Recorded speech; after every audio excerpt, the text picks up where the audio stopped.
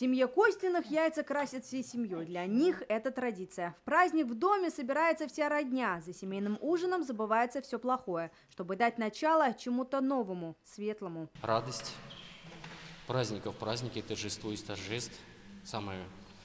Самый главный наш праздник. Кипит сегодня работа и в трапезных храмах. На пасхальном столе особые блюда, которые готовят только раз в году. Крашеные яйца, куличи и творожная пасха. Семейные рецепты матушка Анна передает из поколения в поколение.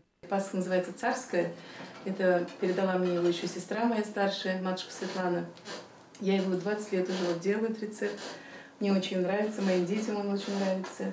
Почти пройден 40-дневный пост. Приведены в порядок мысли, верующие встречают весну и обновление. Ведь прежде всего Пасха означает победу жизни над смертью. Пасха – это радостный праздник, в котором мы ожидаем чего-то лучшего в нашей жизни, в жизни наших близких.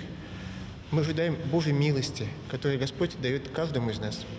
Приходите все на службу с праздником, всем наступающим праздником.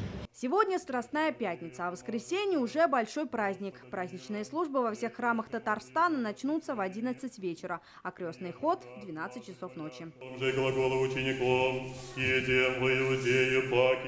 В Казани после пасхального богослужения пойдут бесплатные автобусы. В 2 часа ночи они отправятся с нескольких точек города и будут останавливаться по требованию пассажиров. Елизавета Пастухова, Наталья Лушникова, Ренат Харасов, ТНВ, Нижнекамск, Казань.